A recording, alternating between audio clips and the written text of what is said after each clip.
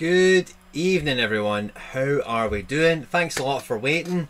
Love a little AMA we're going to do tonight. I've got a wee Celtic shirt on tonight. I found the old Bumblebee hanging up in the wardrobe, so I thought I'll just stick that on for the stream tonight, and we'll have a good bit of fun. So I had a wide array of questions come from you guys out there in the community on Twitter, so I'm going to be running through that AMA tonight. I'm also going to mess about like I normally do in SoRare and on SoRare data. I'm aware that some guys might just be finishing up from watching the Germany and Holland game and might be knocking about or whatever, so I'm pretty much all set up and ready to rock. I'm just going to set the screen up but with the AMA questions, so that when we get to that portion we can also what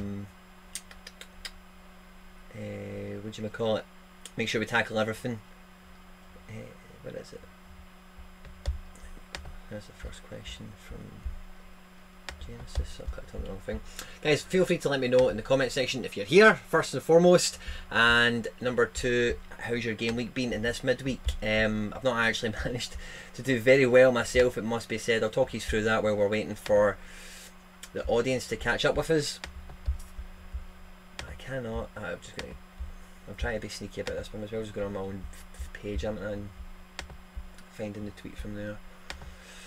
But yeah, so this midweek, it feels like, I wrote in the description on the video, like it just feels like this international break is the longest one in my living memory.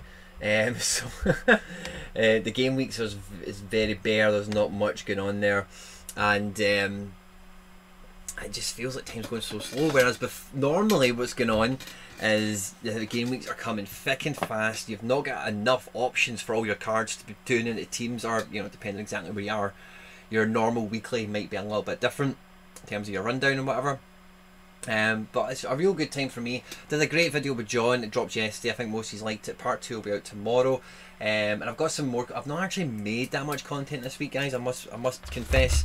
I've been trying to get some other stuff moving in the background, but I think Hendo's going to come on and help me pick up the How to Build Your Club series, and I may have one or two other guests returning to the channel, and maybe do some MLS content or some other stuff as well. I've got some Euro stuff to touch on and some general market opportunity stuff, but anyway, we'll get to all that as and when we get to it. But most of these are probably here for the AMA, so without much further ado, actually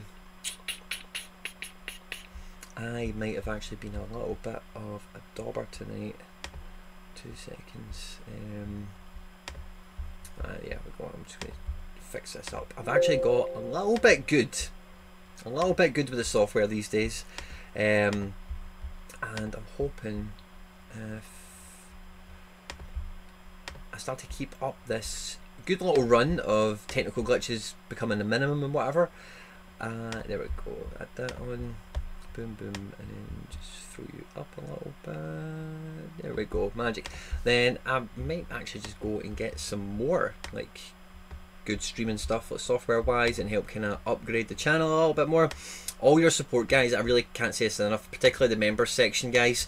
If you're wondering what those little green icons are in the live chat, these are guys that are part of the member section, and we go through with varying degrees of success end product live streams where we dive into Y-Scout and we go in a bit deeper into some perspective SoRare cards. For the guys who are here that were on the stream on Monday, the playback on it is banned at the moment. I think the first mistake we made in the first episode, I think, was big screening all the Mexican TV. And then the mistake we made on Monday is we left the audio on, so I actually got a really big strike. Not a strike, but like properly, like the video is not live.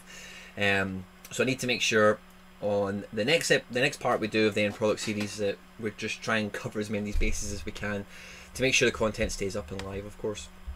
So I think I fixed everything up now, so I can, yeah, boom, sorted. I think we're all here. Sorted. So earlier on today, if any of you aren't following me on Twitter, at Quinny3001, dead easy to find. I'm actually now on Reddit, I'm on Instagram, I'm on all the things, doing all the things. Like, subscribe, share, retweet, all that good stuff is happening everywhere. It really is. And on the Twitter, I basically dropped out saying, listen, we'll just do an AMA tonight, just let me know, because I know there's been a lot of contentious topics within the the Twitter sphere, if you like, over the last couple of days, the last week. And me and John kind of inadvertently actually covered some of it because we recorded that on Monday, and I think everything kicked off on Tuesday, Twitter-wise. So some of the stuff had been kind of background topics for a while, and we've obviously seen in the last couple of days have not really been background topics, more for, you know, much more at the fore of the social media community. So I was expecting some themes and whatever to pop up, but we'll just basically take them. I think we're going to start from the bottom and work our way up, because I think Genesis was definitely the first. So we're going to start with Genesis's question, and then we'll work our way up from there. So Genesis, by the way, if you don't follow this guy on Twitter, you're mental. He's got a great working knowledge of youth French football period, and he's a great guy to even just run by suggestions and get wee updates on certain situations with transfers and squad status, that kind of thing. So I very much recommend you go give Genesis a follow. Now, Genesis's question, right, if you can't see it on screen, I'll read it out to you, okay? So it's Ryan Cherki, rookie super rare. So what it means by rookie is the one from last season, i.e. the very first one ever issued. I think he's 16 in it, and I'm pretty sure he's not even called Ryan Cherki in it. He's called Matisse Cherki, which is also an extra little nice caveat on the card. Or this season's rare Mbappe. This is asking for a friend. Now, for me personally, this was actually following off my conversation that was had a few days ago. Guys who are on the live stream, let me know who you would pick. SR Cherki from that super rare, Cherki from last season, or this season's rare Mbappe. I personally would be picking what Genesis has done. Genesis had an Mbappe rare, sold it, got himself Ryan Cherki super rare, and maybe done some other bits and pieces. Like FI Fanboy has kind of said here in his response, sell the Mbappe, pocket some change and whatever. 2 seconds, sorry. Something's caught my eye. 2 seconds. I'm always worried when I get messages. Okay, cool. So CR, I've just caught your DM. I'll pick that up as well in the live chat tonight. But it's just when I see something like that come on right quickly, I'm like, oh crap, is my audio not working or something? Right after I've jinxed myself about technical difficulties not really panning out and whatever. But I would be picking the Ryan Cherki for the simple reason that next season, especially, I cannot state this enough, guys. With Bosch, BOSZ, if you don't know anything about Peter Bosch, or Bosch Ball, as the Germans and the Dutch refer to him as, definitely check him out. He's going to be a very good manager in my opinion for Lyon, in terms of, it's kind of, I hate using this word, right, because it's such a bugbear of mine in the world of football, right, but because of his philosophy, right, because of the way he coaches the team, he wants to play football. And if you didn't watch the Germany game tonight, Florian Wirtz is probably the most underrated, waiting to be world class under 18 player in the world right now. Scored 2 goals tonight. It was absolutely amazing. The second goal much better from his contribution than the first. But with that in mind, I would definitely be wanting to have an SR Cherki in my club going into next season, because I think with Depay leaving, so Lyon have got, and again Genesis might even be a better place to comment on this than me, right, but for where Lyon are at the moment, right, and if you haven't been watching Lyon over the last 12 months, I've not really been watching per se, but obviously I've had cards and I've caught, you know, I did catch a bunch of games like before the turn of the year, because I had like Guimaraes, I had a few Lyon cards, Depay, so Depay looks to be going. Moussa Dembele is on loan at Atletico Madrid. I don't see Atletico actually paying money to sign him, because he's just been like injured and COVID the whole time he's been in Atleti. So I expect him to go back. I expect Dembele to go back, Depay to leave. You then get Kadewere and Toko Ekambi. Dembele and Cherki is the main kind of attacking four. I might be missing someone, so sorry if I am. But Lyon have just turned over so many of those players recently, guys like Toussaint and Guiri, and there's been a few, so I might be missing somebody, I apologise, but I think the senior front three is Kadewere, Toko Ekambi and Moussa Dembele, if Bosch sticks with all them. And then you've got Cherki, who will get, if Wirtz gets minutes in that Leverkusen team under Bosch, Cherki gets minutes in this Lyon team under Bosch also. There's no two ways about it. I think even referenced Wirtz in his kind of welcome to Lyon press conference.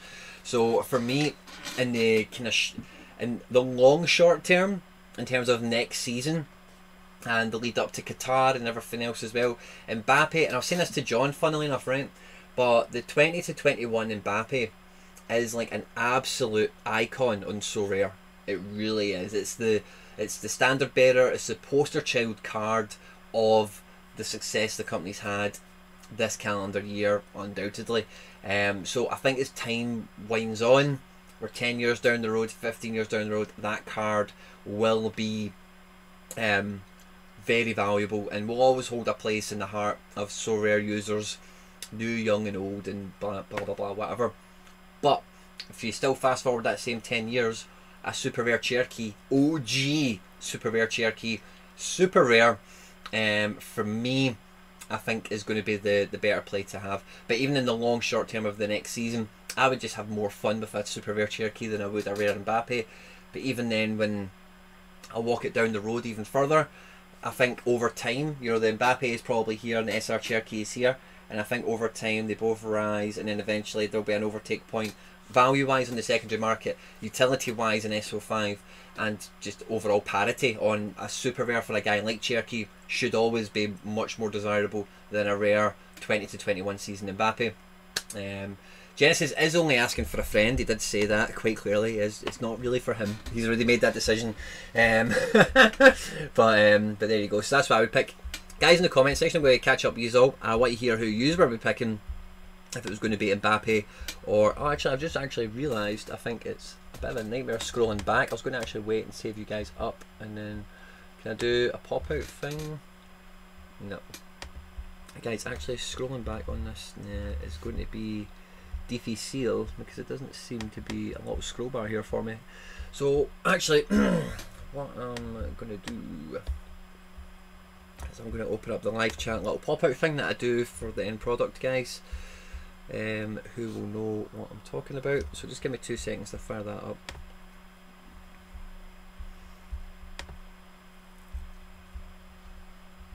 Bum, bum, bum, bum, bum. So let me know, guys, in the live chat, Cherki super rare or rare Mbappe from this current season, who would you be picking? And I think that's me got, yes we do, get the pop out for the live chat. So right, okay, so I can scroll back a bit better. Magic. So Mike Basson, thanks a lot for joining us, great to see you as always. Misaki, you too, love those green badges, guys. Bob Flint as well, fantastic. Jack Taylor, Jackie boy, Jackie's in the house. Jack, good to see you, man. Chris Quirk, evening, hope you're well. Biofeld aren't buying Duan at PSV, I need that card.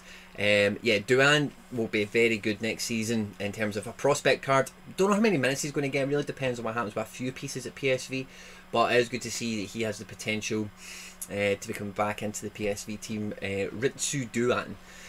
Free Bentos, evening. Jackie Boy loves the Bumblebee shirt. XMK Productions, good to see you. Bob Flynn, as always, the legend that is. Nick Taylor, evening. I'm thinking I know you, Nick Taylor, sorry. But obviously I do, but I don't know. I thought you were like Jack. Jack's my cousin, if any of you don't know, by the way. So it's just when I seen you there, I thought you might be another cousin or something. Perez is here as well. Evening. Javier, boom, fist bump. Good to see you, my man. What time is it? Have you started work yet? Traveling DeFi guy, what is happening? What is my ultimate goal in SoRare is to win. SR Cherki for Misaki. El Temp says Mbappe. Perez with the Cherki. Mark Sullivan, Markalele, boom, good to see you. Rather than Markalele, should we maybe be calling you Marco Kante, maybe? Since we've got a new heir apparent to that position claim. Travel Dive, DeFi guy. Moldy, Cherki, as I think he'll get even more chances with the pile leaving. Moldy, I make you spot on there, buddy, totally. And 2 seconds, is this scroll bar not working now? Or am I at the bottom? Yeah, we are at the bottom. Mbappe, Cherki, no guarantees of being world class from Ross Irvin. Ross, do you know, I can actually close this pop out now because I'm on top of the chat. That is actually a very good point. You know, like Mbappe is much more stable, solid. Like there's less of a gamble on the outcome. But I very Marco Kante. I like it. So no, granted that is a very valid point as well, Ross. I definitely make you good to go on that one. But for me personally, I've got that kind of all or nothing a little bit mentality that I'd rather have a super rare of someday. And as me and John were talking about, super rares are now are in a great position. The next question comes from SoRare Del Boy. Del Boy's an old fan favourite of the channel. Me and Del used to have some good banter back on the old FI days. As someone with a larger gallery, what do you think, i.e. John Nellis' suggestion of not allowing D4 entry if you've entered D1 to 2 in a game week? Would this be unfair and put you off? And would you sell lots of rare cards as a result, or still use them in D3? Now, Delboy, I'm actually really glad you asked that question. I don't think I actually went that step further with John in terms of the chat when we were talking about it. But for me, I think I kind of touched on it with John, or maybe it might have been Fantasy Gaffer. I forget who. I've done so many podcasts over the last week, which is unusual for me. Normally I'm just making videos myself and putting them out here, there and everywhere. But number one, if I was entering D1, so I think what has to be established, right, with John's suggestion, which everyone actually seemed to take to quite well, and I'm not really that opposed to be honest. So what would need to happen, right, for me to be on board is that D1 entry is what locks off D4.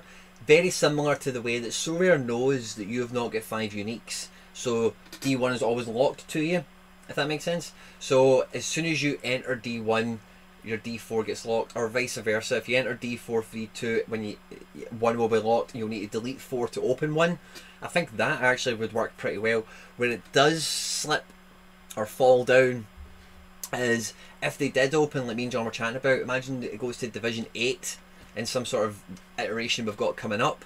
That then throws all of that out to whack, because then you don't, if we suddenly had a massive increase in division output, you know, you've got global, you've got the regions, you've got the unders, whatever. If you then not only have D1 to 4 and the academy, but then if they then knock on D5 and D6, and it's maybe a hybrid of the new scarcity in the commons with maybe max 1 rare or something, I don't know, then that kind of lock-in mechanism will be skewed out potentially, because like because then if it's that band of what we would need to establish is D4 the line in the sand, or is it that if you're at the top you can't play the bottom? Because if that's the case, then for example I might be coming up and doing D6, D5, D4, D3, D2, and by not doing D1 I'm still accessing like the whole other roster, and that kind of doesn't feel like it's in the same kind of spirit as John's suggestion, whereas John's suggestion is trying to keep it a bit more that if you are right up here, then get the fuck out of here and don't play here. And equally, if you're not making it up there, then this is for you, this is for everyone. That's the kind of main feel. So overall, it wouldn't put me off, no. If I was able to, and I'm not in this situation, so my kind of answer to this is get a caveat of I'm not in the situation to be making that decision between D1 and D4.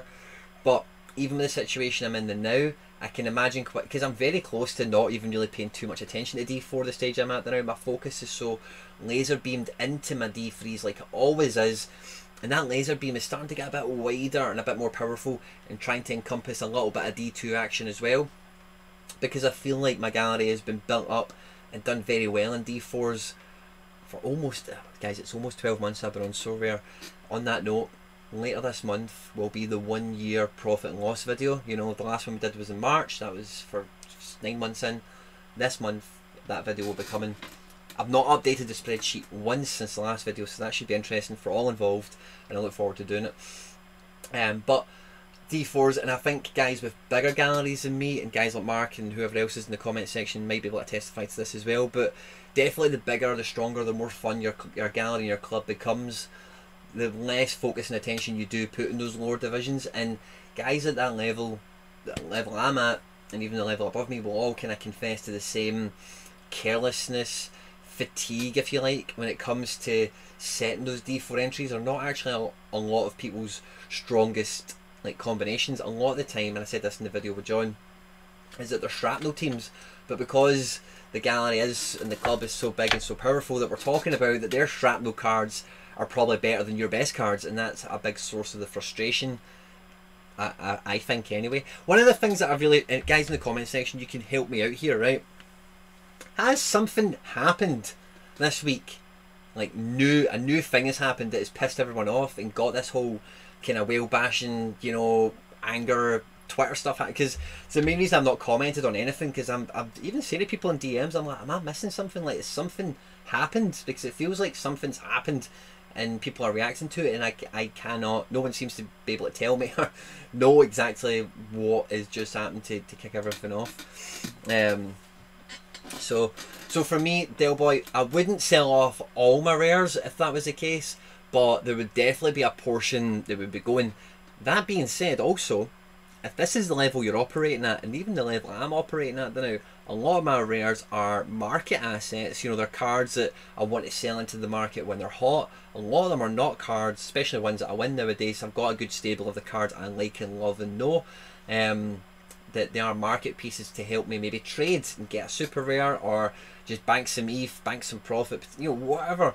So I don't think that change in dynamic would really alter. And again, it's hard for me to really say because I'm not completely in this situation of operating at D1. But, you know, I don't think it would really be the end of the world. So, yeah, it wouldn't cause me to sell rares because I love rares in D3.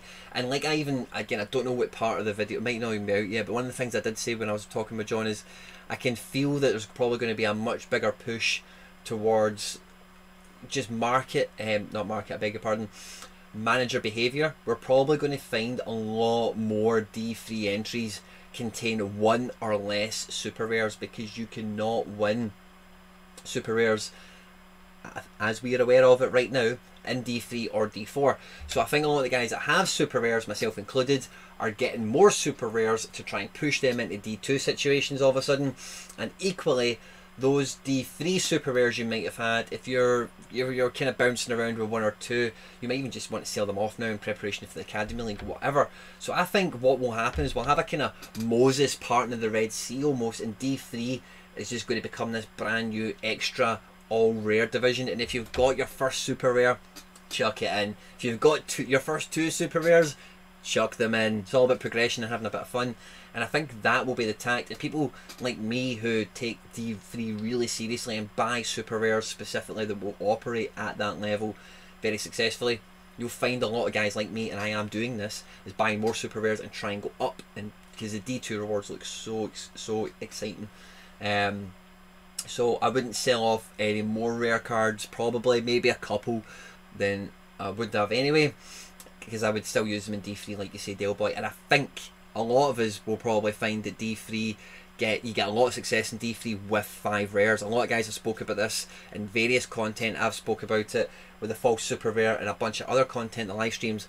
But also as well, when I heard Andy Black on the RotoWire, Andrew's podcast, Lairdinho video, not maybe the one that was 2 or 3 weeks ago, he was talking about he was going all rare in D3 and he was going for it. And I think you will find a lot of accounts will take that approach, and if you've got the right rares, that really isn't too much of a handicap. It probably will stop you hitting the podium, but it's not really going to stop you operating at prize level if you've got the right rares. And with all the prizes now being even wider, you know, the categories are much bigger for you to be pulling them from. So I don't think that would even jeopardize a lot of the rare market, the rare value on the market, if that makes sense. I'm going to make sure, because I'm missing out on some comments and stuff. Mark Alele, I wouldn't be surprised if one of the whales is turned around and said something to trigger people. Okay, cool, fair enough. I think the issue is guaranteed payouts. So is that like the global unique thing been open like the now? Is that what you mean? Chris Quirk, not quite this week, but last week when One Shot League finished, you came 6th overall. Oh yeah, Chris, I actually remember that. That, mate, honestly, that really hit me right there. I've actually got a sore boob now, but it did hit me right there. I shouldn't have, but I felt for you big time, mate. And the amount of investigation and research you done into it, I thought surely they've got to sort you out somehow, because that is dog shit that someone's done that to you. And I say done that to you, they've done it to SoRare as well, they've done it to Ubisoft as well, they've done it to everyone else who was behind you, because if that account gets taken out, you're 5th, someone's went from 6th to 7th and 7th to 6th and etc etc etc, you know. So it's a chain reaction. And then also do you uncover maybe an R5 guy, an R5 accounts, you know. So I'm totally with you on that, Chris. That definitely did, and I don't mind saying this on camera, that definitely sucked dick, there's no two ways about it. XMK Productions, for some of the higher divisions, there's not even a fight. They're guaranteed. Oh, okay. So, well, again, I don't really have a problem with that for the simple reason that it's not my level. You know, like if it's global unique and you've got to have 5 uniques to enter, then hey, it is what it is. You've got to pay the price of admission. If you don't pay the price of admission, then you know it's guys like it's. it's funny, right? Because like no one here, I don't think, maybe Mark Lilly's the exception to the rule here, but I don't think anyone got about 36, 40 viewers, something like that now. I don't think any of us are operating at global unique level. So the payouts there are actually couldn't even be further away from my radar, honestly, because it's just not something I'm anywhere near to. If it's a division I'm about to try and like, can I get competitive at D2? Can I get competitive at D3 in this region, or D2 in that, whatever? Then I get, then I'll try and, okay, well, let me look at the numbers and how does it all pan out and is it attractive or whatever. But for one that's like, it's not even D1 we're talking, D1 maybe does come into this conversation as well, I suppose. But the global unique is like, you can't even see my hand, guys. It's so far away from where I'm at now. If number one is getting free ETH and only 4 of them are entering and there's only like 2 cards that are actually active, then hey, it's not getting anything to do with me. And what I mean by that is like the prize payout at that level does not prohibit SoRare from making payouts further down the chain more plentiful. So it's not as if they're turning around and saying to us, guys, we would love to give you an extra X, Y, and Z, but see, because we're trying to keep that global unique division afloat, we can't. Really sorry. It's not really the way it's working out from where I'm sitting. I might be wrong. Happy to be on this one. They've got their set reward structure that goes dynamically with the amount of clubs, leagues, etc. that are active, that are licensed, that are playing, and the amount, so it's as dynamic and as fluid as it can be based on the things. They can't just decide tomorrow they want to pay out 500 people, because if they've not got the cards to do that, then that quickly turns into a mess. No one wants. So they've got the reward structure. And guys, this is another thing as well. I think the next question from Josh will touch on this also, right? But we've only seen this game week in full action. I say even full action, in action, one game week before this international period, and we had the J League, the K League, and the MLS, which amounts to about 60 clubs. All in, there's like 120, 130 or something like that.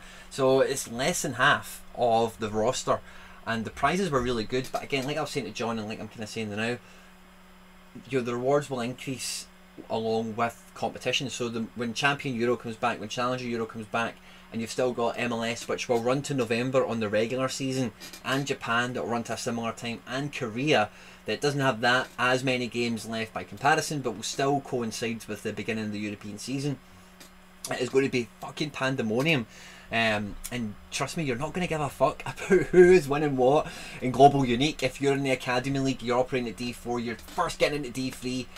Honestly, like, why waste your energy? Why waste your time? It's not as if like SoRare are taking out of your pocket and putting in someone else's. It's not the way it is. Like, and again, if it is and I'm missing something, please tell me, right? But that's not the way it feels. That's not what I'm seeing. And again, happy to bring anything up you want or show me, I don't mind at all. Happy to be wrong as ever. But I'm always just so focused, and it's probably a character trait or flaw or all of myself, but I am very much like, I'm tunnel vision. When I'm doing something, you can probably tell with some of the content, the channel and whatever, but when I'm tunnel vision on anything, football, collecting shit, making videos with you guys, jumping on this, Twitter, work, this thing, that thing, when I'm doing something or I get into something, that I'm just about what I can do. I'm one of these people that, and it's a real cliche that you'll come across in life, right? But I am a real self-motivated person. If I get like an idea in my head that I'm going to do this, like making these videos, guys, for some of you who are brand new, small tangent, right? These videos started off with me, and you can go back in the channel. My very first video was Sky Bet versus Football Index, and it was just about coming away from gambling and trying to make smarter decisions with my money that still ticked that little box for me of getting involved in the football and kind of making my knowledge work for me a little bit. But then after I made a video because I was bored, and I thought, hey, I like YouTube and whatever, and then before you know it, or I say before you know it, but did it for like fucking 3 years at this point, I just decided I'm doing it and I'm going for it, and I'm going to push myself and some of you guys off. So I've always got room for improvement. I'm always happy to admit that. But because of that, like, I'm just where I'm at. All I care about is my club. How many goalkeepers have I got? How many super rares have I got? Who do I need to buy tomorrow? Who should I have bought yesterday? You know what I mean? That's who am I selling tonight? That's that's all it's going through. Because in life, guys, and this is a really, I don't even know why I'm saying this, right? But in life, honestly, I promise you this, no end, and I please don't want anyone to take this the wrong way, because I've said this to players that I've managed. I coach football, in case you've forgotten that or not been aware of it. I've ran businesses, I've ran sales teams, I've ran office teams, I've quite a productive little life, you know. And honestly, see, every person that I've ever met that blames, and this is just a thing, right, that blames external factors, it makes it really hard for people to move forward. Because if you're blaming external factors, and this is not this is a universal statement, right, but there is a lot of nuance to it in grey situations or whatever, right. But I'll give you an example, right. If I'm coaching a football team and at the end of every match I blame the ref, do you know what? That team will never get better, because you never will control the referee, and never get any control over how good the referee is, or how good he does, or if he likes you, or if he gives decisions for you or against you. Which is why, like, you've some managers in the professional and elite level, you'll see that they do kind of try and stay away from it. They will get in trouble for it as well also, but if you walk into your changing room after a match where you've been shit and you start talking to the players, oh, don't worry boys, it was that ref, or it was that team, they were too good, you've always got to focus. And this is a life kind of lesson, guys, amongst other things. You've always, no matter, and sometimes this is the hardest thing in the world to do. And especially, I'll use the football analogy again. I remember the first time I gave this kind of like team talk, if you like. We'd just been beat, I want to say 2-1 or 3-2 or something like that. My very first season at the last team I was at. And the guys all wanted to bitch about the ref. Every one of them. They all wanted to bitch about the ref. And I came into the changing room and I was telling them straight away, if you blame all the stuff I'm talking to you. And then I went around the room and there was about 3 or 4 of them that just didn't turn up, they weren't good enough. And one of them was actually really angry that I chose him over the ref in terms of, like, for criticism. And that guy ended up playing like the next 3 seasons with me. He was one of my main midfielders, and he was a guy I got on with great. And it's not saying that pure turned his, you know, it's the level of football I'm at, it's not like an elite professional or anything. But it is one of these things that when you get in your head that I've always got to blame myself no matter what. And again, guys, this might not be too transferable or, you know, like accurate towards the exact point we're talking about, but I'm on this run and I'm going to keep going with it. Then it makes it very hard for you to take something that you can improve on and try and move forward with whatever your venture, task, job, role, objective, whatever it is. Sometimes it's so hard, and you've really got to find something really small and really tiny, but you've always got to find something, guys, where you're in control of the situation and you can make sure you're guiding yourself as well as possible. Because honestly, guys, every person I'm close friends with, right, they might not necessarily be a defeatist or whatever, but see every one of them that blames somebody else for why they never done this, for why they never done that, why they never got with that bird, why they never got that job, why they never got that house, why they're doing this job now, that happens for all the people I know over and over and over again. So if you don't look at yourself, and we're talking about rewards, right, so you don't have any control over rewards, right, but my point being, my kind of original point that got me on this little run is that looking at stuff that you can't control and looking at stuff that, as far as I'm aware or concerned, doesn't actually affect or impact you in any real way, it's such a waste of energy. It's a great way to slow yourself down. It's a really great way to fuck yourself over mentally. It's a really great way to waste and expend, really think about this, expend energy. Every day, guys, when you wake up, you've got a battery. And soon the battery runs out, you go to your bed and you go to sleep, right? So when you're running through the day, depending on what you're doing, your battery will go down, you'll have some food, you'll have some juice, you'll do whatever, you try and top it back up, you get through your day, and when you get to the end of the day, you're knackered. I promise you, if you've been involved in this Twitter shit, see every time you've put your phone down, you've probably been knackered at that moment in time, because it's so draining. It really does take it out of you. You know, I've been involved in Twitter shit before, you've all seen it. And it absolutely kicks you in the stones, it kicks you in the ghoulies, and it's not the best way to be spending your time. This channel and everything I love about SoRare is about loving football, and it's about getting stuck in, you know, having fun, can't believe Bosch is the manager of Leon, or I can't believe this guy's signing for that team. This is the stuff that I'm all about. This is the stuff the channel's always been about, as well as the truth and talking about real things as we need to if and when it comes. But yeah, I'm always just about focus on me. I'm best at doing me. I'm going to do me. I'm going to make sure that, you know, I'm doing this and that, and if that guy fucks me over, then whatever, but I'm going to do my best to make sure that that can't affect me or influence me or impact me or whatever. And some things are unavoidable, of course, but almost every situation, my missus calls me mad all the time, but see the amount of times where I maybe came out of a job, or I've moved into, you know, or whatever, and she'll be like, that guy fucked you over, or oh, you should be angry, and I'm always like, nah, I blame myself, because what I did is I actually put too much faith in this, or I believed that, or, you know, and she's like, you're fucking mad, you know, like, you should, and, you know, but it always just helps me, and it's a known thing, and like, I don't even know what the word would be, but you know, I had a lot of good business mentors when I was 18 to 23, a lot of really good guys, millionaires and all the rest of it, and every one of them is like that. They only look at themselves, they only blame them, you know, and again, this is part of the punchline that came with that lesson to me, is like, if you want to take all the glory when things are going well, then you need to take all the shite when things go bad, because if when everything goes bad, it's not your fault, how can it all be down to you when things go well, you know? So people always say, oh, I got lucky. Well, you know, if you're going to say you got lucky when you win and you got unlucky when you lose, and that's consistent, then fair enough, jog on to you, you know, well done. But no one's like that. Everyone's, when shit goes against you, that's because of this, or fuck him, or bad luck, or this or that, or whatever. And then when things go well, it's, yeah man, check me out, I'm a genius, fucking knew it, I knew that guy was going to play, I knew this was going to happen, I know everything, check me out. You know, so anyway, I might have just been on a bit of a rabbit hole there for no reason, guys, so I'm very sorry. I've actually lost a little bit of this chat, so I'm going to have to pull the little pop-up window back open again, sorry guys. I'm just going to leave it open this time. I closed it because I thought I got back on top of things, but I'm going to need to pull it back open. So the next question, while I'm doing that, sorry, the next question comes from Josh. Okay, so let me just put it on screen for you. So Josh is the next one, and Josh asks, how many rewards do you expect us to see on a big European match day with the new dynamic reward structure? Now, right before I get stuck into that, I'm just going to get this little pop-up open. Again, pop-up chat, and then I can, boom, get rid of the page. And I'm not going to be worried too much about. So I actually had prepped a little bit for a video around this, and then me and John ended up kind of talking about it anyway, and then I seen John actually did another video on this kind of thing yesterday, and I just thought, if I can't, there's no point, it's kind of been talked about already. But with Josh's question here, right, so how many rewards do you expect? Oh, actually, do you know what, let's just do it. But what I'll do is I'm going to get the median post up, right? Have I signed into SoRare yet?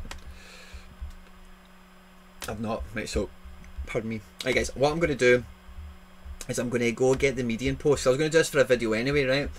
I'm going to go get the median post, and I'm going to go and look at the last game week we had, right? And I'll just kind of do live with these now to answer Josh's question, what I was going to do in a video. And also, I'll catch up with the comments and get your thoughts on the blibber blabber I was just chatting about. But guys, on a serious note, and this doesn't sound like a dick or anything, right? But like, honestly, it just can't be said enough. But if you want the glory, you need to take the blame. You know, like, I've worked with so many people, and it's like, it's never their fault. it's never their fault. Those people, they've always got a story. You know, oh, it wasn't my fault I get sacked. Oh, it wasn't my fault I didn't close that sale. It was the customer. The customer was a dick. Oh yeah, okay. Or whatever it might be, football, blah blah blah. What was I looking for? Oh yeah, the median post. So how would I always click on the fucking median post in the SoRare website when I don't mean to, and then when I'm trying to find it, blog press. They've just changed the layout of the website recently, so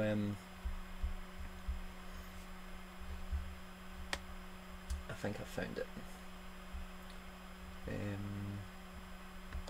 Oh, community tab. Coverage? No, it's not coverage. Where the hell is it? Where is the main? I'm on the website. I'm so used to finding it on my phone. I might even just search median. Alright, that's what I'm going to do. I'm just going to search for the thing and pull it up. Sorry guys, we're going to get the pop-up chat up, and I'll try and get back on top of you guys. Okay, I think I've missed quite a bit. Yeah, Marco Canty, right, okay. Rare, better than super rare. Less supply. Yep. Okay. Hendo's in the house. Good to see you, my man. I hate the suggestion. I have heavily invested in D1 under 23s, but everything else sucks, and my D4 is pretty weak too. Marky boy is going to get stuck if this comes to pass. New dynamic rewards. SoRare. Google should find that for me. Evan, evening. Good to see you. Mikey boy, I'm thinking with the new academy feature, we'll make a cut-off between D4 and D3, meaning you say, for people like yourself, D3 will be the new D4. For you guys in D4 at the top end, Mike, that is actually a great observation, because you can't do Academy League. You're so spot on. You can't do Academy League if you enter D3.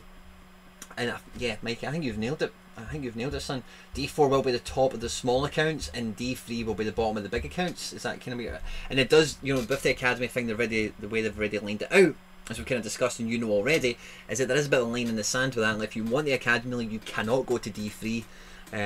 So that might even appease a lot of these people as time passes and they see how it pans out. Marky boy again. I wouldn't be surprised if one of the whales turned around and said something bigger. I think I've maybe caught that. Or maybe this pop-up thing is a bit broken. I think, oh yeah, okay, I have caught that. Not quite this week, but last week. Oh yeah, I've caught that as well. If they're multi-counting, they should be banned, totally. Someone was mentioning on Discord why they didn't mint more uniques to give more people a chance. Yeah, well, again, they've never really been too clear on the policy around uniques in terms of how many can be, should be allocated for reward payouts versus the market. Now, they are big ticket items, the uniques, so I wouldn't be surprised if they wanted to keep as many of them for auction as possible. But there should be a couple that get dished out for rewards, you know. But again, I'm going to come back to Josh's questions. I've not even answered it yet, so I'm setting up to answer it by getting all my ducks in a row. So when was it? The last game week? 28th to the 1st of June, I think it was, wasn't it?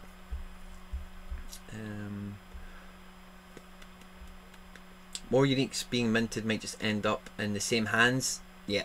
Well, yeah, they cost money still, so you're quite right there, Mark. That doesn't really change much. Whenever more whales enter, prepare to spend big, the dominance will fade quickly. Yeah, you're very right there. Because even AJ, like, I've spoke to AJ, I think, twice on DMs, like when we've went in for same auctions and he's beat me, because he's got a bigger wallet.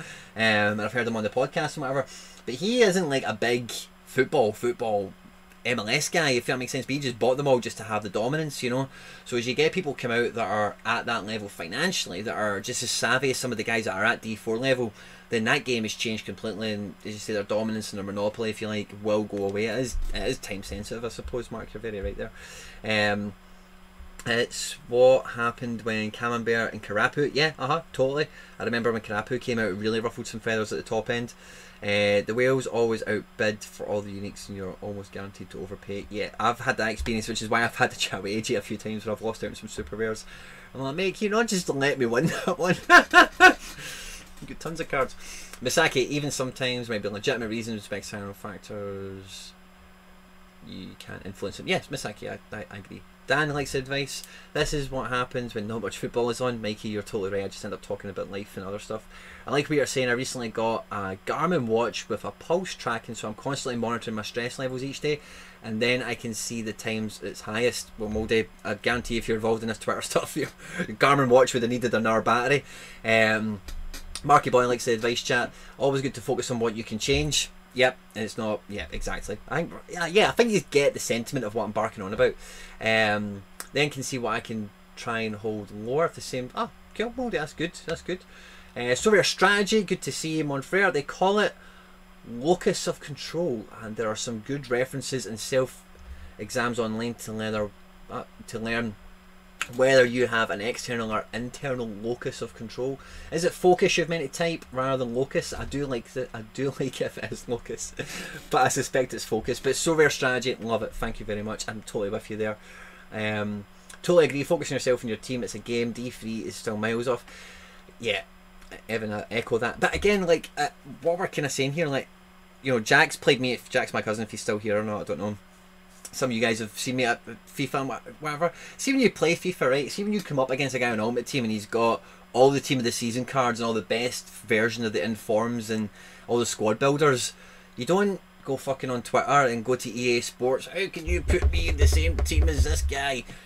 You know, it's just, hey, I've got this guy, I might need to beat him. But you don't even really have that problem as SoRare because they're all the way up there in global unique. You know, so hey ho. Your chat with John made me think differently about Special Weekly. I wonder if I could have a way to try and plan and target that league after. Chrissy, definitely a great train of thought to take yourself on, buddy. How about that Pohang? What did Pohang do? 1 year's journey. Were Pohang playing today? I've not got any Pohang players. 1 year's journey. Or ONJ, I think I'm going to call you. I think I've said that before. And Misaki, opposite community, then blog, I end up just googling it. Right, so I love beating those teams. Mark, so do I, you know, especially when I had, like, you know, one of my very favourite seasons of FIFA, I did a Brazilian team, and I had, like, this is going to sound really fake, right, because of what we've got in the cards and whatever, right, but I used to have a Brazilian team, and I would have Jonas from Benfica. I had an inform of him. I'd have him up front next to Felipe Anderson of Lazio, inform, and then in the number 10 slot I'd have Tyson. And then I had a midfield three of Hernandez of Lazio. That shows you how long ago it was, about 5 years. Luis Gustavo, I want to say Wolfsburg at the time. And then the other midfield I always kind of struggled with. I think I put Fernandinho in sometimes, and then sometimes I put William in as a CM. That kind of worked out pretty well. But I'm with you there. Sometimes those wins, they're twice as sweet because you're like, you're sweating all the way through it. All the tackles you're making sure are hit. The shots you don't fuck about with trying to chip him, whatever. You just make sure they go in, and yeah, I'm totally with you. If I can have a SoRare as good as my ultimate team, I'll be happy, Jack. I'm sure you will be because your ultimate teams have been sick. So anyway, let's bring it back to Josh's question. Okay, so how many, what was the actual question? How many rewards do I expect us to see? Now this is the blog right now. I was about to do a video on this, and I thought, nah, me and John just spoke about it, and John's got a video out, why bother, right? So this is the example week right now. If you look here, right, this is the big game week they've given us an example of, right? If you look in the Global All-Star, the total amount of teams in this example week is 103, right? To put that into some context, this game week that we've just came out of, we had the MLS, which is 27 clubs, we had the J-League and the K-League, right? So we're getting to around the, we're about 50-ish teams worth, right? About 50-ish teams. So about half of what we've seen in the example of the big game week, right? Because this only has 47 clubs in Challenger, 5 in Champion America, and 22 in Champion Europe. So these are all still quite muted numbers for what the full complement, the full roster is. We've still got the Argentinian League to come back, and there's a few other things going on. But anyway, if you scroll along, so let's just look at All-Star, right? Super Rare rewards in the new system would be 42, right? The game week we've just had, so All-Star, let's just scroll through, right? How many Super Rares get paid out in D1 All-Star? 2. How many came out in D2? 15 plus 2 is 17. D3, none. D4, none. Okay, so they reckon there's 17 super rares been paid out in this game week when we've had a lighter game week, and in this one when it's double there is 42. Okay, and that is, these are very, again, the Challenger region at the moment we have 20 odd clubs in the Eredivisie, like 15 clubs in Belgium, so that's 35 right away. Never mind the Portuguese, the Russians. What else have we got? The Portuguese, the Russians. I think that's maybe it, actually. Yeah, okay, well, maybe not too far off a full Challenger complement now that I say that out loud. But Champion Euro 22, you know, we've got, it's probably not too far off. It's mainly the America, actually. The America is probably the really muted region here, so there's only 5 clubs playing in this example. Rather than the full MLS, we've got like 5 Mexican clubs, 3 or 4 Argentinians, and 1 Brazilian. So that could be another 40 potentially, I think, or so. I think that's the kind of muted number of the lot, really. And you can see the amount of super rare payouts that there will be in that instance. So me and John spoke about this on the video. I think I spoke about it also as well with Fantasy Gaffer.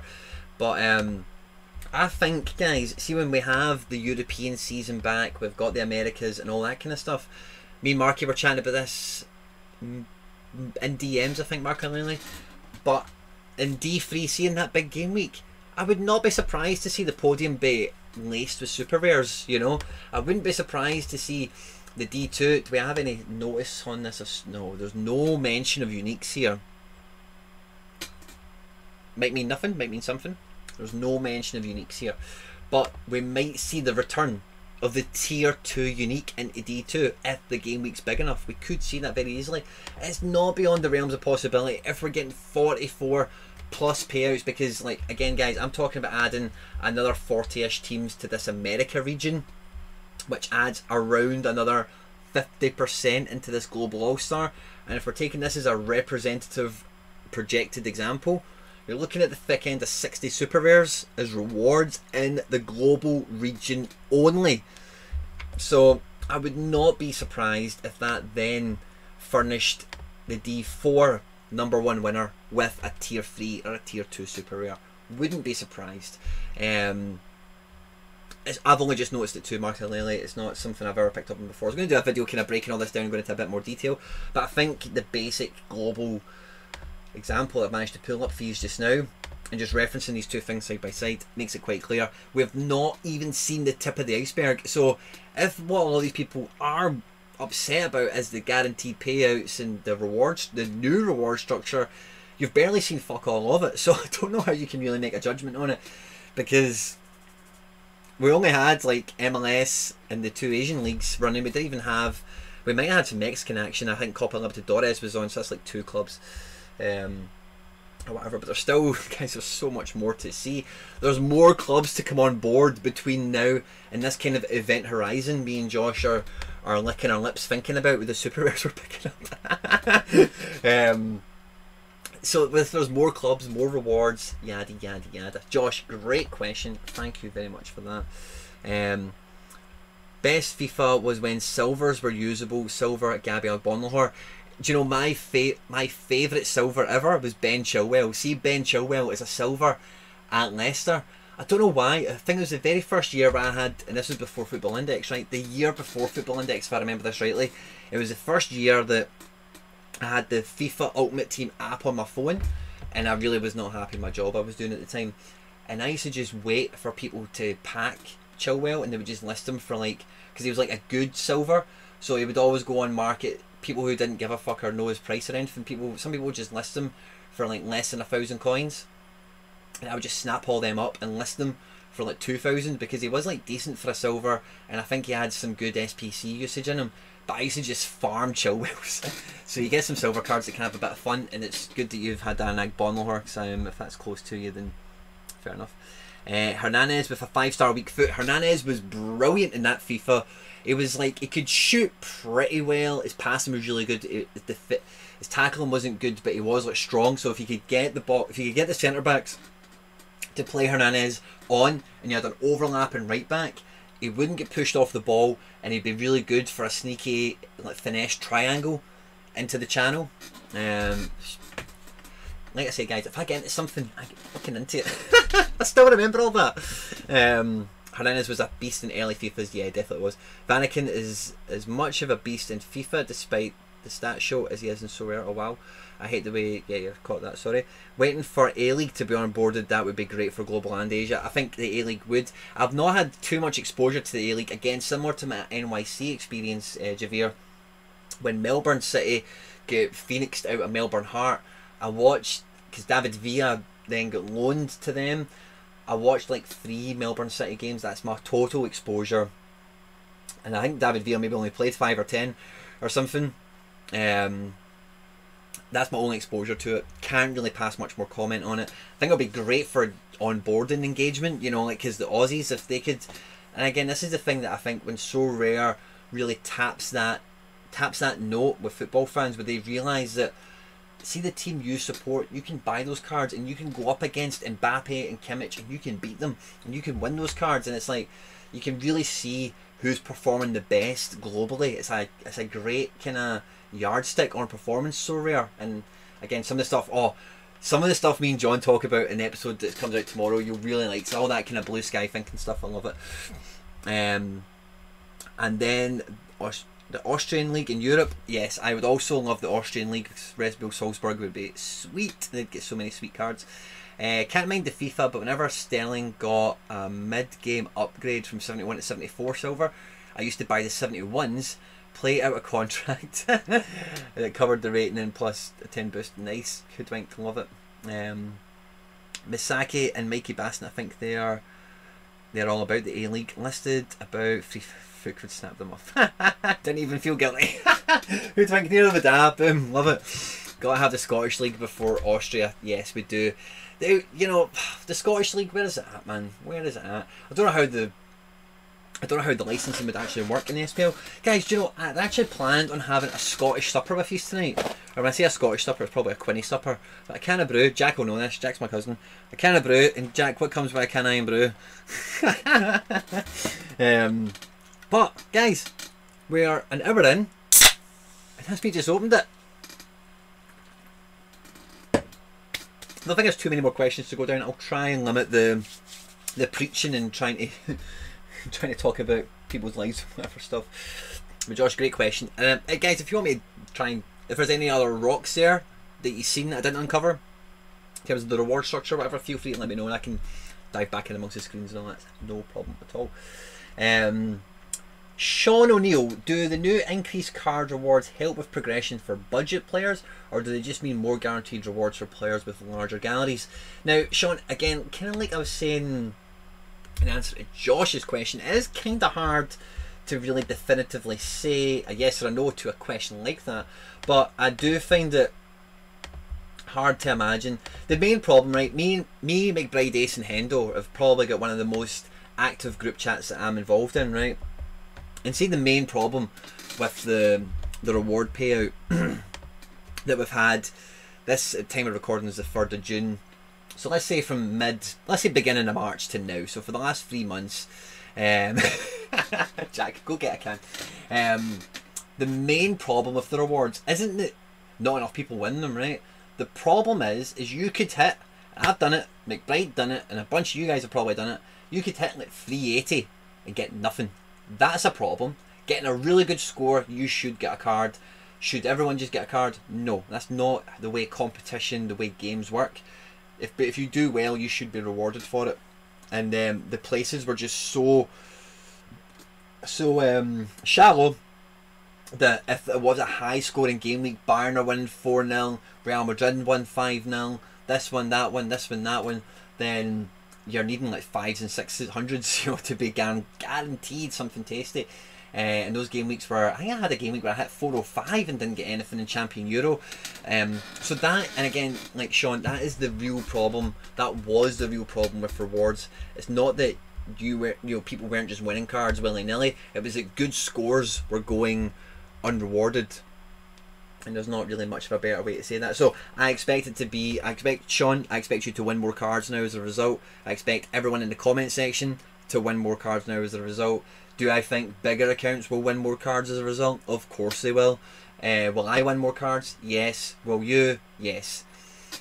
But you're only going to win when you have a good team. You're not going to win this game week because it was your turn. You know, that's not the way it works. It's about the scores, it's about the players, timing, and strategy around where you deploy. And that is going to become, it has become very important in the last 2-3 months. And I think as we tick along, the importance for selection of where you deploy your key assets is going to become so much more pivotal on your weekly success, you know. The issue with rewards before was that small game weeks most people couldn't put out in anyway. Yeah, so Misaki, well that's true as well. Small game weeks, there's just less people that could field the team. Like this game week, for example, wait till you see the team I've put out.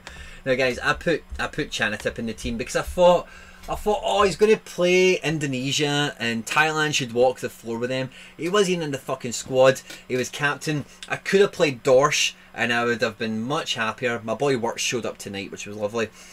But in those game weeks, Misaki, like this week, I feel your pain. It's hard to get a team out, and if you're not going to be picking up base ETH, it's a kick in the stones as well. But I'm not the only one in that situation. You're not the only one in that situation. If there's not many fixtures on, there's just not many fixtures on. Joshy boy, even Quinny just got a chance to catch the end of all this. we'll get the full stream tomorrow. Thank you very much, Josh. I love it. Though, in the contrary, do you still think you should get a card if there's a terrible game week with really low scores? The contrary to that, Mark, no. If it's just been a bad week, if, you know, that's the jeopardy of the game. Is sometimes it's been a really busy, really active game week, lots of goals, lots of assists, not a lot of bookings, whatever. But equally, if it is a really crap game week and you've still managed to pick the cream of the crop, then I don't think that is any less of achievement than vice versa. Hendo's got a wee brainwave. Hendo, let me know if I need to pick up this brainwave now. I will if I need to, but just let me know if it's one that would be good for this or whatever. XMK Productions. I won my first card because all leagues are open, even with just the 2 Asian games. XMK, that's brilliant, and that's paid off for you. Works nice. Thank you, Mark. This works as a reward. I love level 12. Level 12. Love my work so much. Issue number 15. What a guy. How much has he won me? Has he won me much? He's not going to win me anything this. Wow. So this guy's a reward. He's also picked me up a Sani, a Manolas, a Borja Mayoral, a Alex Grimaldo, and Alex Meret, and a wee bit of ETH a game week or 2 ago. Oh, cool. Cheers, Hendo. I love the rewards that make the cut and stay in the club. Works is definitely one of the favourites. I won my first card last week with a DNP keeper. Last week I got very lucky with Captain Jack Elliott scoring 100. I won a Korean under 23 striker, better than nothing. Moldy, that sounds like a great reward. I would actually love a Korean under 23 striker right about now. So depending on who he is, I might be mildly interested. I guess you can say he works for you. Oh, fucking really. The patter is great. I love it. So yeah. So I don't think it, Sean. I don't think it benefits the whales above all else. I don't think it benefits the minnows above all else. I think it's just, it was readjustment. And like I said with the videos I did around the, you know, the announcement and the previews we've had of this stuff before it came live, is they're trying to future-proof it, so it should be, and we've not felt it yet because we don't have that many fixtures, but it should be far overcompensating us now for how bad it's been. And that's not because they have to do that, but because it needs to be a structure that the user base, as it grows, will continue to be satisfied by, you know, for as long as possible. They don't want to revisit this every 12 weeks or whatever. Drum roll. Oh yeah, dum dum. If I was a drum roll, waiting to hear what the Korean striker was there. Sorry, Mark. McBride Ace, friend of the channel. If there was one thing you would change about SoRare, what is it and why? Now, I know this is past Mark's bedtime, so he's not going to be able to elaborate. One thing I could change, is this something I don't like?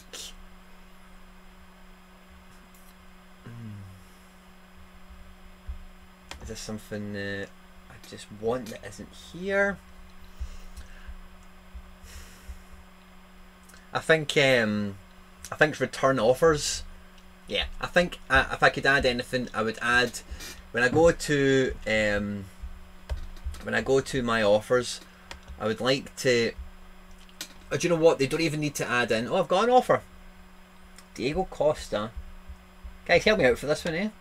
Diego Costa rare plus a little bit of ETH for Ralph and Ralph Perzo. Who is Ralph Perzo? This is a new one on me.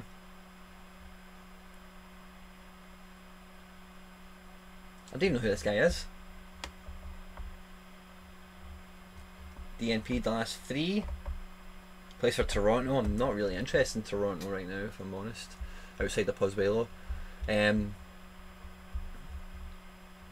So when I come into offers, it seems you reject. All they need to add is a little text box. Now, one thing that is coming. So right now, see if I could just type, listen mate, I don't have a clue who Ralph Perzo is. Shove him up your arse and offer me some more reefer. See if I could do that. Then I think a lot more trades would be completed, you know, successfully for all involved. But they have said that that will come, and it will come in the form of pre-written like messages. And again, I've explained, and I'll just do this for anyone who's not heard me saying this before, but the reason the messages will be like there'll be templates, so that SoRare have them already translated into every language that a user can set their language as. So then it's not like you typing something and you're hoping that Google Translate does the job, or they know English or whatever, or you know French. It'll, you know, so I don't know if that really answers Mark's question or not, because that's kind of something that is coming, but that is kind of the only thing I would really care about at this moment in time. Love the effort, mate. I don't know what effort, sorry Josh. Watch him play. I reckon Yom won sang a lot. Hard no, Quinny. Oh, okay, is that for the offer? Nope. Good to know, mate. Maybe I'll hold. Okay, cool. For me, adding a send note message return would be great, or in-game chat function. There's some stuff there. Connor Ross, I love what you said there. Me and John actually talk about some of this stuff. The video will be out tomorrow. I don't want to spoil any of that, but Connor, great point. I love it. I have no issue with having to use preset messages. Neither do I. A big game I play online is full of preset messages when you're fighting somebody. So when you lose or when you beat them or whatever, you've only got so many things you can say, but you can couple it with like emojis of like the things in the game, so you can be really cheeky to people and like, yeah. So I've got no problem with it. Well, he's off to the Olympic Games with okay, so you're talking about a player, that's fine. The next question comes from Mikey Basson, hero, friend of the channel. John Nellis suggested progression was the wrong way round and easier to start at the top and work down. Was he correct? Now, the point John's made, I've picked up, and John also picked up from the SoRare Andrew Lardino podcast with Andy Black, where that was a kind of point that they had made. It's a lovely point. It stands up as complete fact at this moment in time. Where it falls down going forward is like, yes, it is correct for the scoring, the reward system that we've just left, but see now, guys, see now that the special weekly is just covered. Where are we? Covered in super rares, and again, guys, this is with a game week of 60 teams playing. This is not with a game week, and who knows where this will go to. This is not with a game week of 140 teams playing. This is a game week of like 58 or whatever it is. Special weekly. Chris kind of spoke about it earlier in the live chat with me just now. But if I was brand new and I was only operating at D4, the special weekly would be where I am aiming for all the time. Because the chance to get like 12th and get a super rare is mental crazy good. Because it really should swing the door open for a lot of you guys. And what I think the vision is from SoRare with this special weekly now is it is to help that progression be bottom down. Because, and again, I kind of spoke about it in the video with John, if it wasn't in the episode that's been out, it'll be out in the one that's tomorrow, so I don't want to ruin it if that's the case. But in any case, if I'm struggling along with a little gallery and I only need to buy one card to get a really good special weekly, I am absolutely going to do that now, whereas before I would never have dreamt it. And I would actually, in that situation, go for special weekly over D4, even if it means I'm missing out on ETH threshold. The chance to pick up that super rare, if the team is suitable for me, or the theme of the game week, and the theme of the special weekly, I beg your pardon, all the way. Because also what tends to happen is top 3 will get a special card, or top 5 will get assigned this, or whatever. So the special weekly does always have a nice little carrot. It's never been enough for me to take the jump, but with the super rare that will accompany it, it definitely can be, will be, should be. That's the approach I've taken. It's true, but you need some serious funds to do it, and will take ages. Yeah, I haven't withdrawn any ETH from SoRare, so I'm down a lot of dollars. No, the ETH wasn't worth what it is now. That's fair enough. Marky boy. Now again, if you can take that approach previously, I can imagine getting a lot of success from it. It does take a lot of balls, it must be said, because if I had the sort of ETH some you guys have been throwing about with, I would have definitely been fucking about with rares for probably too long, just trying, because I am like, and again guys, for those of you who've watched the content a bit longer, you will know this, right? But I am quite a cautious person when it comes to all this stuff. If you go back and watch my football index stuff, like I didn't do anything overtly risky or anything overtly risque, you know, like, I know that sounds like the same sentence, but I hope you know it's not. I was always quite happy, you know, I'm always quite safe with this stuff, so again, I can't imagine going from day one I'll buy uniques. I just would never have done that. I'd have definitely fucked about with rares for too long and then went, oh, I should have done this unique game months ago and done that, you know. So I would have definitely still been the way I am now. But if anyone has that ability, then fair play to them. Yeah, there's only one unique Yari V a season as well, Mark, so even if funds weren't an issue, it still would be possible. Yeah, okay, cool. Oh, okay, I thought it was going to be a wee joke there, because I know Mark's got the Yari V. But yeah, so money's just not the only factor, it's also, of course, availability. And if they all get snapped up at auction, like we're talking about, if some of these guys do just hoover them up, then acquiring them can be really hard. And that's where unique rewards would actually ease a lot of that market friction, tension, or whatever. And I'm not talking about social media, I'm just talking about the market, because, you know, when I went for Darwin Núñez super rare, and I went for Goretzka super rare the very first two times, AJ beat me on both of them, and both times I shot my wee message afterwards like, oh, congratulations mate, it's a great card you've won, I hope it does you well. We had a wee chat afterwards, but both times I was like, do you know what, that guy could have just let me win it. And I was a wee bit, I was sore for, on the Núñez, I was sore for about an hour or two, and I ended up picking one up about a month later anyway. And for the Goretzka, I'm still holding on to it, because not only that, but AJ, he sold the Goretzka secondary market for a very fair fee that I'd have probably paid. He didn't even shoot me a wee message, which did hurt. It did hurt right here, guys. Because you guys know how much I love Goretzka, and this was going back to February, it was ages ago, but I still remember it. Exactly, you need to be very patient and wait for the game changing uniques. Yeah, okay, you guys are kind of talking amongst yourself. The next question, so Mikey is correct, but I think that's kind of changing now. The last question of the evening, guys. European Championships and Copa America winners and top goal scorers. I might have a couple of bets.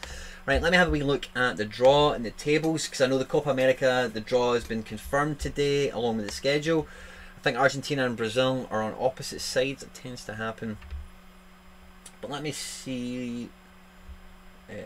Let me go have a look. I'll have a look at Copa America first, right? And I'll just let you know. South American. No.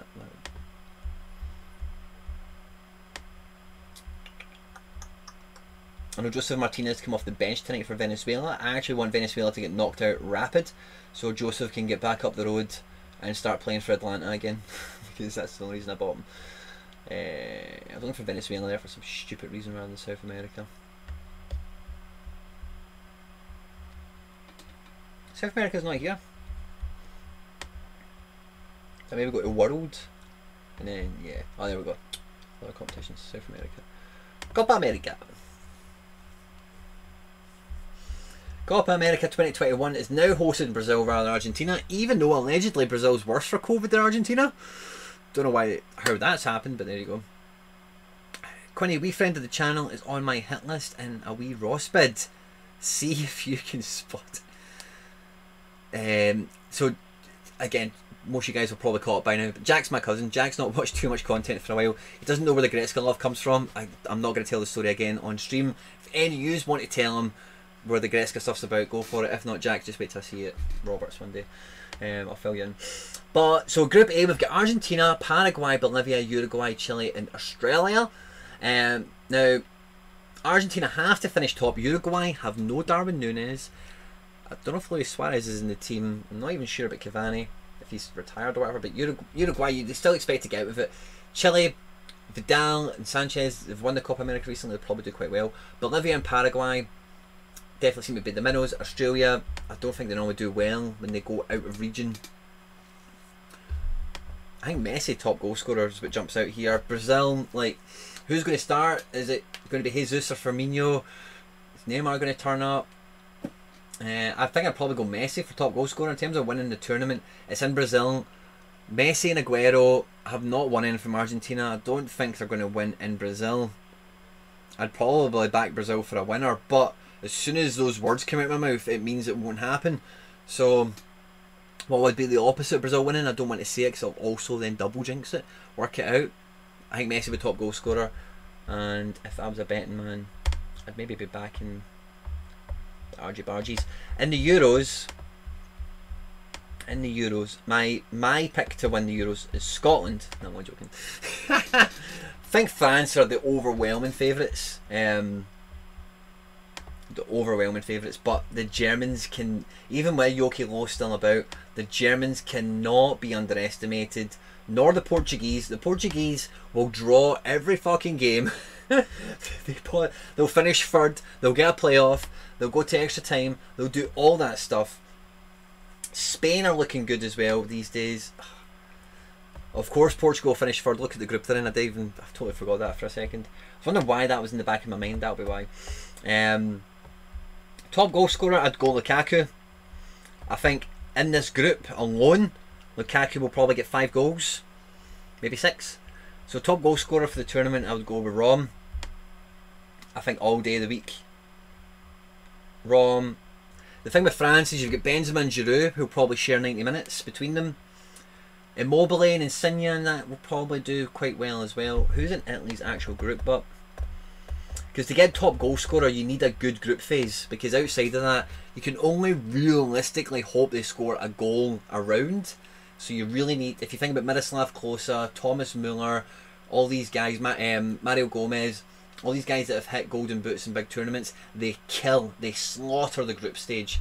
Italy have got Switzerland, Turkey and Wales. That will be a tough group. I don't actually see that being a high scoring group. Switzerland and Wales will camp in. Turkey might have a go. But yeah, I can't actually escape that. Top goals, actually Belgium could be a great shout to win it. I hate Roberto Martinez, as you guys will probably know. So I actually don't want Roberto Martinez to win the Euros. But I think Belgium are in a great shout. De Bruyne will be hurting from that Champions League, and he'll just want to put that Belgian team on his back and run to the final. But yeah, Lukaku for top goal scorer. And for winner, I think Belgium might be a decent shout also. Does this give us the layout of who will play who? Fuck off. That map will be there somewhere, and I'm sure we could go and find it. If this is going to dick about, I'm not going to bother. Yeah, I don't know the full tree layout. You like Louis for top goal scorer, 2 games against Sweden and Slovakia? Nah man, I don't know. Poland are not that good. Like, I've never seen Lewandowski really score that well. I know he's probably a good international record, right? But when he got to, Lewandowski's been to a tournament or two with Poland, and I don't think he's really turned up goal wise ever. So if you feel that way, fair enough. He's in the form of his life. The Polish team is decent at the moment. Zielinski's doing well. There's a couple of other guys around the Championship in England and the bottom half of the Prem. I think they're okay, but I would not be putting money on that, because Sweden-Poland is a tough game, and Slovakia have Oblak in goals. I think. Or is it Slovenia? I'm sure Slovakia. I'm sure Slovakia have got 2. I'm sure they've got Handanovic and Oblak. Oh, wait, can we see the squads? Lovely. Flash scores isn't normally good for a squad. They've got Dubravka. No, they've not got Oblak. Is Oblak Slovenian then? I thought he was Slovakian. I find that quite embarrassing. I didn't know that. Well, they're both Slovenian then, Handanovic and Oblak. I thought they were. Actually, I think I knew Handanovic was Slovenian, so I don't know why I mind fucked myself into thinking that Oblak was Slovakian, because I knew they were the same nationality. But fair enough. Well, they could spank Slovakia, I suppose. But nah, I'd go for winners. I think your safe bet is France. I think a good outsider, a fun outsider would be like Germany or Portugal, Belgium. But top goal scorer, I actually like the sound of Lukaku. I might actually put that on myself, since I've said it on the channel enough times it will probably happen. De Bruyne is a doubt apparently. Oh yeah, actually it was like a fractured oculus or something, wasn't it? He listed it, it was like fractured and brokens, and actually no, I think you might be right. It might be a really bad one. It might be one of those ones where you can wear the face mask for. I think they'll do everything. They'll move hell, heaven and earth to get him in there. So good catch actually, Hoodwink. Will be interesting with France having Benzema totally so long overdue. How, you know, it's actually quite criminal that he wasn't in the World Cup squad, you know, because like he's won 4 Champions Leagues, 4 for Real Madrid. Zidane won 3 in a row, and Ancelotti, yeah, for 4. Yeah, so that is kind of criminal, and it was over like, you know, social politics between the squad and whatever. So you'd think they'd be able to bury that stuff for the country and whatever, but hey ho. It will be interesting, and Don't break the to stop Lewandowski. Nah, it's not really Dubravka so much as probably the rest of the Slovakian defence. I don't think there's much going on there, to be honest. But yeah, I think that's kind of the end of the live chat, the Q&A, guys. We had some great questions. I actually really enjoyed tearing off and kind of getting stuck into them. Thank you very much if you've stayed here for the live stream. It means a lot to me, guys. I'm not going to pick teams or waste any of your time with that stuff. I will be doing a video with Hendo over the weekend, I believe. He's also shot me another little idea. I've got a bunch of stuff on the board. I will start pumping stuff back out again. I'm also trying to work on our stuff and trying to improve and do better. If there is any suggestions, guys, for the channel, just shoot me a DM. I'm on Twitter, Instagram, all the places. Quinny3001, pop that and you'll see my face somehow, somewhere. If you're new to the channel and this is the first time you've seen me, thanks for joining me. It's been a pleasure. Please subscribe to the channel, yada yada yada. And yeah, just stay tuned. I'll let you know what's coming out next when it comes out. Thanks a lot for joining me tonight. It's almost 11:30. You guys are fucking rock stars. Thank you very much. Have a great night. Have a nice sleep. And I guess I'll see you on the Twitter sphere.